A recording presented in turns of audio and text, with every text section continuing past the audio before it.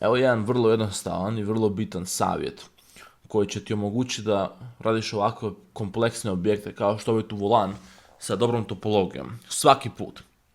Ovaj tu volan sam dobio od jednog našeg učenika u našoj Blender školi u DEC-u i on mi je slao ovaj tu volan koji ovako izgleda dobro kad ga ovako gledaš u object modu, u nekom renderu ili nešto slično. Međutim, kad ti njega otvoriš u edit modu vidiš da je kaos totalni. Ako nekom nije jasno šta je tu točno kaos, neka pogleda moj prošli video u kojem sam objasnio šta je tu točno, šta to točno ne valja na ovom modelu, ali ukratko topologija u kurcu. I sad ću vam ja objasniti kako se može ovak neki volan, ovak neki komplicirani objekt napraviti da nije topologija u kurcu.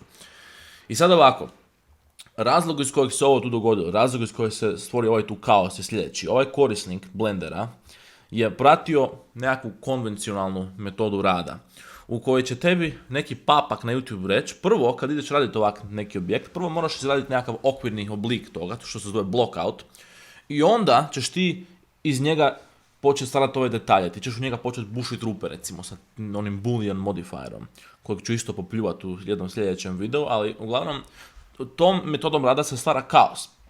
I sad, ja ću vam objasniti jedan totalno drugačiji način s kojim se može ista stvar postići, ali će biti milijun puta bolje zato što neće biti kaos. I to će vas izdvojiti od masa. Znači, to će vam u potpunosti promijeniti pogled na svijet. Progledat ćete kao da ste pojeli jabuku. E sad, u ovoj sljedećoj metodi koju ću vam ja objasniti, sve se radi na obrnut način. Znači, umjesto da počnemo prvo sa nekakvim osnovnim oblikom, mi ćemo početi prvo sa onim detaljnim dijelom, zato što da bi mi stvorili te detalje, treba nam geometrija koja je posložena na vrlo specifičan način. I onda ćemo iz te geometrije stvoriti sve ovo drugo. Ako idemo obrnuto, onda je kaos, zato što ako prvo počnemo s ovim okvirnim oblikom, onda nemamo tu geometriju posloženu na vrlo specifičan način kakav nam treba da stvorimo te detalje. I onda nastane sranje.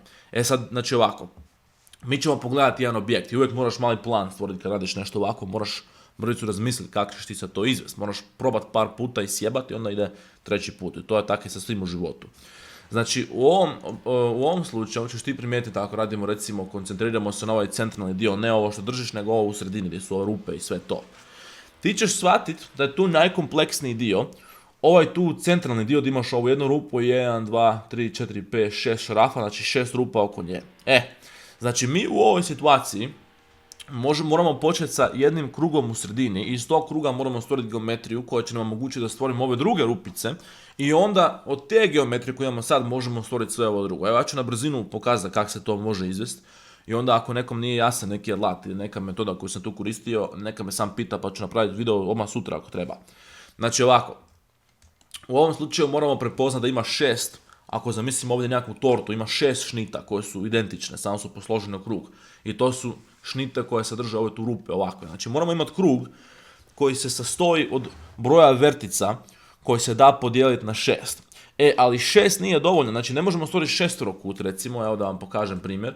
Ne možemo stvoriti samo šesterokut ovako, zato što ako mi njega stvorimo, i sada ga okrenemo ovako, da ga postavimo kako spada, mi ćemo imati 6 lica i svako to lice će nam omogućiti da mi koristimo tu metodu koju ja sad želim koristiti, ovako da unutra stvorimo još jedno lice i onda iz toga napravimo rupu, ali sad je to kvadratić i to ne valja. Mi koliko god mi možemo koristiti subdivision surface, neće to nikad biti lijepi krug, zato što je to, ako imaš ovako kvadrat neki na kojeg se stavi sub D, opet ne valja zato što to nije dobar krug, vidiš ga već ovdje da nije baš savršen krug. Znači treba nam još geometrija, ako stavimo 12 recimo u taj krug, opet se to da dijeliti sa 6, ali opet nije dovoljno, ja sam već probao par puta i znam da 12 u ovom slučaju nije idealno. I sad ti možeš to početi pretjerivati, ti možeš reći dobro idemo na 48, to se da dijeliti na 6. Ali ako imaš 48, to opet ne valja, zato što to je već sad previše geometrije i ti ako imaš 48 vertica, ako imaš previše geometrije, postane ti jako teško baratati tom geometrijom, postane jako teško raditi bilo šta drugo. Jer mi možemo sad ovdje stvoriti jedan jednostavni krug ovako i mi možemo u njega zbušiti ovako rupe, loop cut stvorimo i onda stvorimo te rupe i sve to. Ali aj sad ti tu geometriju posloži ovako s ovim tu vanjskim kasnije, što ćemo mi morati kasnije napraviti.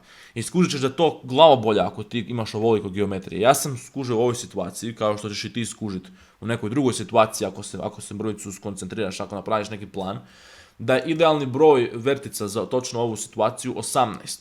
18 je najmanji broj koji se da dijeliti sa 6, da nam može dati dobar krug, a isto tako je mali broj, znači nemamo previše geometrije. I sad ovako, mi imamo taj krug sa 18 vertica, dobro, stavimo ga ovako, ga posložimo s ovim tu rubom. I sad ja koristim model, ali inače bi ti ovdje imao nekakvu sliku u pozadini na temelju koje bi ti ovo stvarao.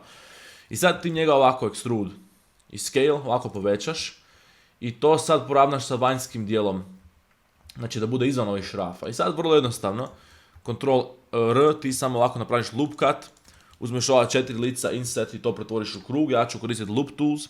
Ako nemaš loop tools, to je neki nastavak koji ti možeš aktivirati ovako, edit preferences, nek mi neko kaže, ja ću to objasniti, napravim odmah video ako treba, šta su to točno loop tools, to je isto jako bitna stvar. Ali sad ćemo ovako smanjiti malo ovo tu, dobro, sad imamo jednu rupu. I sad moramo tu jednu rupu kopirati 6 puta i posložiti u krug da sve bude identično. Što znači, uzmemo 1/6 ovog kruga, to je ovaj dio plus ovo tu, zato što je to 1, 2, 3 ruba, imamo 18 podijeljeno na 6 su 3. Ctrl I, to je Ctrl I, obrišemo sva druga lica. I sad samo koristimo ovaj sljedeći alat Alt E. Alt E da to posložimo u krug oko našeg 3D kursora ovog. Use duplicates ovdje i samo brišemo ove ostatke. Evo, vrlo jednostavno imamo kvalitetnu geometriju koja nam već omogućava da stvorimo ovaj tu oblik, ove šrafe i sve to. I sad sve drugo, sad trebamo ovo spojiti sa M, merge by distance i to. Sad je vrlo jednostavno stvoriti sve ove druge stvari. Ja neću sad tu previše vremena trošiti da ja sad to napravim na totalno savršen način, ne da mi se s tim sad jebat. Ali uglavnom, ovako sad možemo vrlo jednostavno, recimo ovo tu, prema dolje ovako. I sad možemo stvoriti ovaj sljedeći šraf. I ovo tu bi trebali mrvicu povećati, ovako, ovo tu. I ovo tu bi trebali mrvicu povećati. I sad možemo tu vrlo jednostavno napraviti još jedan krug za ovaj dolje šraf. I vidiš da je sve čisto, vidiš da je sve kvalitetno. Ako pogledaš moj prijašnji video koji sam stavio prije ovog, vidjet ćeš da se ova metoda rada koju ja koristim trenutno, drži se tih pravila koje sam ja naveo u prošlom videu. I sad je sve drugo vrlo jednostavno, sad ja neću previše tu vremena gubiti na to, ali sad možemo vrlo lako, recimo ovako nešto napraviti, samo ovako izdvojimo sve ove druge dijelove ovako. I to sad samo treba na brzinu povezati, možemo onda ovdje gore možemo ovo tu čak dovesti do vrha ovako.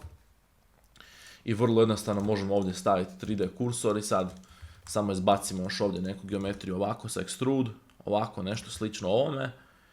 I sad bi trebali mi tom mrvicu više ovako staviti da ne bude kaos, da ga ne rastežemo previše, jer to nikad ne želiš tako rastezati previše. Ali uglavnom, evo, ovako nešto i sad samo to treba mrvicu počistiti. Evo, možeš vrlo jednostavno još ovdje ovaj tu dio izbaciti, aj sad ćemo ga završiti jebima kad smo već počeli, ovo tu ispunimo. I evo, imamo ovdje 3 lica koje možemo još do kraja izbaciti, još jedan loop cut. I opet sad tu imamo 4 lica koje možemo sa i insert pretvoriti u krug. I sve to, evo opet imamo još jednu rupu za šraf i sad je sve napravljeno po nekakvom propisu. Sad samo treba obrisati ovu drugu stranu i onda se to da iskopirati na drugu stranu. Ajde jebija kad sam već došao do tu, ajde sad ću to i dovršiti. Ajde ovako ćemo sve iskopirati na drugu stranu. I onda možeš vrlo jednostavno extrude. Ovo tu bi trebalo ovako izbaciti još malo prema dolje. I pobrisati sva ta lica na kraju. I onda subdivision surface subdivision surface, kako ga kažem jebi ga, ne znam, nemam pojma kako bi to preveo. Rekao sam da ću prevesti Blender, ali opet nisam. Uglavnom, sad možemo ovako ove sve oštre rubove označiti. Shift G, select similar face angles, da označimo sve one koji su oštri, koji su pod kutem od nekih 90 stupnjeva. I Ctrl B, imamo ovako ovaj bevel sad i evo, to ti je vrlo jednostavan način da se napravi. Isto ovo tu dolje, samo pogledaj razliku, evo vidi kako je ovo prije bio kaos, vidi kako je to sranje. A vidi sad kako je lijepo. Samo zato što smo počeli smo na taj način da radimo prvo detalje i onda iz toga radimo sve drugo. I toga se uvijek treba držati, kad god bilo što radiš, pogotovo ovakve kompleksne objekte, napravit ćeš sranje ako ne koristiš ovu tu metodu. Tako da javite mi dolje šta da sljedeće prokomentiramo, pa se vidimo.